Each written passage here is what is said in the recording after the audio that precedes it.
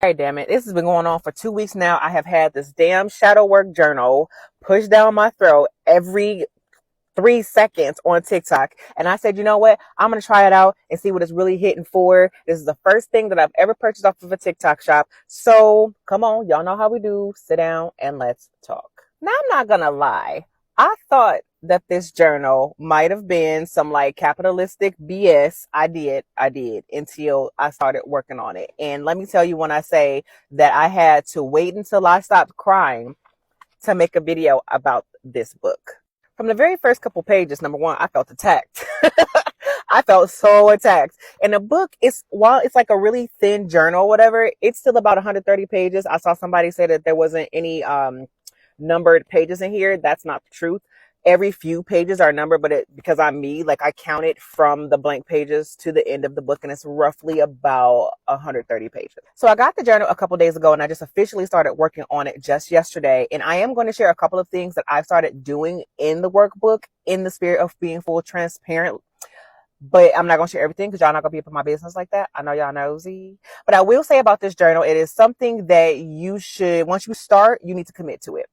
Just like I talk to y'all about y'all altars and serving the spirits or whatever, you need to be committed to it. Just like you get up every morning to comb your hair, brush your teeth, wash your face. That's how you need to be committed to it. So if you're going to start and finish to completion. Be fully committed to it. So far my favorite is the wound mapping exercise. And that actually what made me cry. And this isn't even an exercise per se. I just went through the highlighted portion of it, what resonated with me. Again, this is not an exercise, but this is just something that I highlighted for myself. From there, right in the beginning of the journal, because again, we're talking about the shadow work journal, you have a lot of fill in the blank exercises. And the fill in the blank exercises for me addressed a lot of childhood wounds that I have and expressed, or not expressed, but highlighted the issues that I have with getting angry all the time and realizing that it's attached to the injustice and frustration that I feel, especially since I've done a lot of work spiritually and personally, and I've committed to my growth,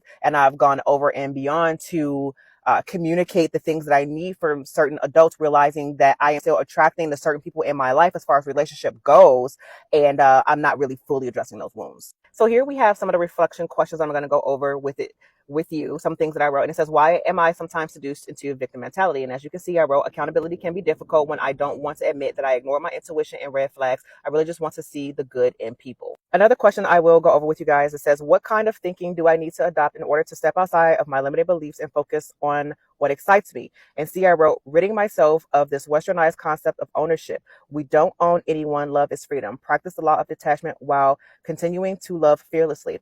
Everyone has a season and are free to come and go as they please. The key to suffering is attachment. Again, as I said, this is right in the very beginning of that journal, and just going over maybe the first like 5 pages of exercise, which are mostly fill in the blank exercises, tears, immediate tears, because those memories, like those visualization of those memories that popped up, and, really reevaluating where, I didn't show up for myself, that kid in me as an adult. The adult me didn't show up for the kid in me. And I had to address those and address my issues around ignoring my intuition and red flags, because I also have some abandonment issues as well. So I just wanted to point that out, that it's very beneficial. I do highly recommend it, because while I talk about spiritualism on my platform a lot, it is important for me to express the importance that we are spiritual beings having a human experience. While we talk about our spirit and our soul all the time, we do need to address that other half of ourselves, which is that beast, that human part of ourselves, because again, we are having a very human experience.